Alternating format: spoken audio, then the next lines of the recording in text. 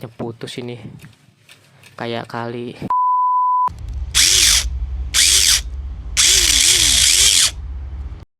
Teman-teman, selamat datang kembali di channel Z Project. Dan di video kali ini saya ingin membahas tentang Tamiya STO dengan berbagai macam bumpernya.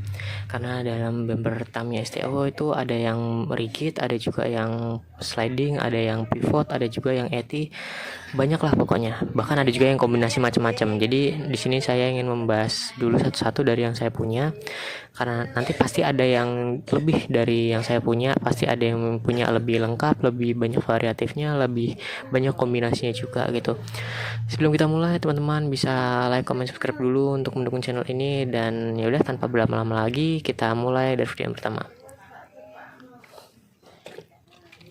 Tamiya yang ini saya bikin udah dari tahun 2021 waktu saya usaha jual ramen pesanan, makanya saya tulis di sini bakul ramen alias tukang ramen.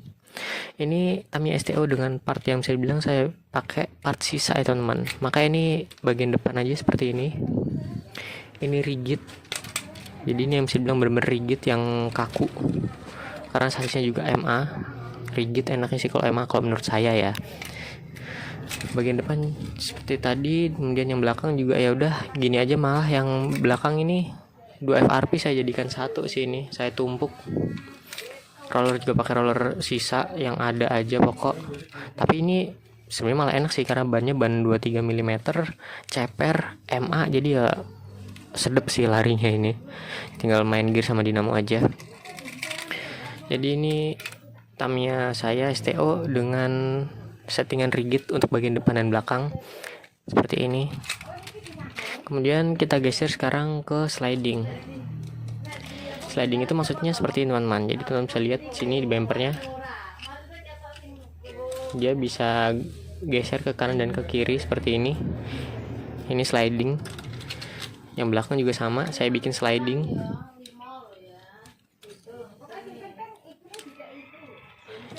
Ini biasanya kalau teman-teman lihat ini untuk di trek yang banyak tikungan atau ada tikungan yang patah-patah gitu. Jadi tikungannya tidak mulus gini tapi agak patah-patah seperti itu. Nah, ini cocoknya sih setahu saya bagusnya sliding, karena sliding tuh biasanya lebih kokoh tapi masih bisa lebih elastis lah dibanding rigid. Kalau rigid yang tadi itu biasanya untuk di Tamiya 3 jalur yang bisa dibilang umum lah. Kalau ini biasanya di Tamiya Trek 5 jalur biasanya perlu sedikit ada perubahan di bumpernya. Contohnya ya tadi sliding itu. Kemudian setelah sliding ada juga yang sebenarnya kayak rigid tapi ada tambahannya. Kalau teman-teman lihat di sini dia tidak bisa sliding, tapi bukanya teman-teman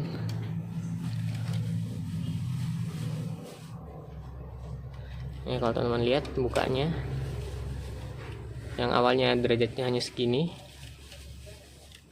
bisa dibuka lebih banyak lagi seperti ini.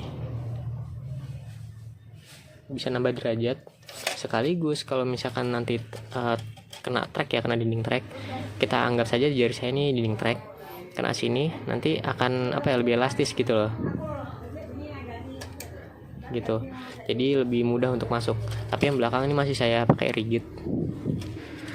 Kalau yang depan namanya ETI bumper, atau ada yang bilang juga bumper yang bisa menyesuaikan kondisi dengan dinding trek gitulah, seperti itu. Kemudian kalau yang lebih lengkap di saya itu STO yang ini warna putih ini. Ini depannya pivot. Loh, wah karetnya putus ini, kayak kali. Oke, jadi harusnya ada karetnya seperti ini teman-teman. Jadi waktu dia kena dinding trek, dia akan menyesuaikan seperti ini, tidak banyak kecepatan yang terbuang. Jadi masih dapat speednya lah. Kemudian sambil menyesuaikan lagi, baru nanti berbelok dia seperti itu. Ini harusnya yang kiri mekanismenya juga sama, tapi aduh karetnya hilang lagi nih, sobek kayaknya, putus. Ini saya pakai biasanya sih 2 karet kalau untuk di kanan dan juga 1 karet untuk di kiri, tapi kayaknya 2 karet putus ini, 1 di kanan dan 1 di kiri gitu. Kalau untuk yang belakang saya pakainya anchor seperti ini teman-teman.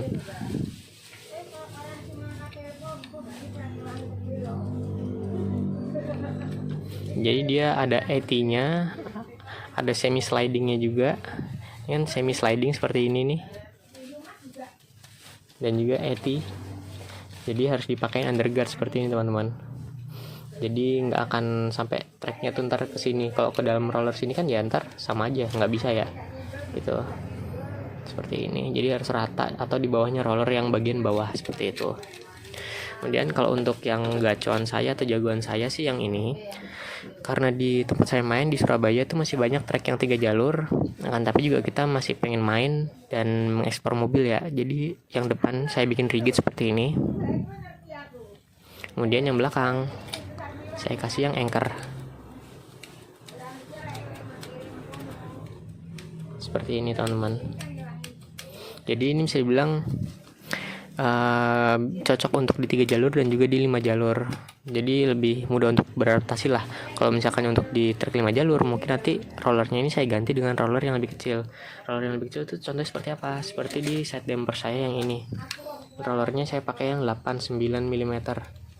Itu jadi nanti bagian depan sini akan lebih mengerucut dibanding yang belakang, karena yang belakang ini kan sesuai nih, roller 13 ditaruh di lubang 13. Nah kalau ini karena di bagian bumper depan nih hanya ada 2 lubang yang harusnya untuk roller 19 dan 13, jadi nanti di bagian lubang 13 saya pasangkan roller 89 seperti itu teman-teman. Jadi untuk mensiasati trek 5 jalur yang biasanya itu banyak obstacle yang harus disesuaikan, karena ya tadi butuh dari sliding, butuh pivot. Karena ini kaku, ya udah saya perkecil saja gitu loh. Ya jadi seperti itu teman-teman. Kalau untuk bagaimana dan apa settingan yang terbaik itu relatif teman-teman ya. Jadi teman-teman bisa memakai settingan yang teman-teman rasa cocok, yang teman-teman rasa sesuai. Itu terserah pilihan teman-teman. Kalau misalnya teman-teman merasa saya pengen mobil saya stylenya yang larinya kenceng, torsinya dapat, itu biasanya lebih ke arah rigid. Tapi kalau yang pengennya yang melewati obstacle dengan mudah, anteng tapi butuh maintenance, ya biasanya banyak fitur-fitur lah gitu. Dan kalau misalkan STO itu bisa dibilang agak jarang ya, kalau yang seperti saya yang makainya FMA ataupun MA seperti ini. Ini karena STO tuh bisa dibilang kan mainnya bisa udah all out lah gitu. Jadi bebas mau main di sasis apapun, mau di gimana kan terserah. Dan kalau misalkan sasis tadi terutama single shaft itu kan agak susah ya untuk mengoprek sasisnya, karena sasisnya sudah utuh gitu. Biasanya kalau main tuh pakainya MS. Saya udah pernah bahas sebelumnya di video tentang sasis. Nah, MS itu bisa dibikin suspensi seperti ini teman-teman. Seperti ini.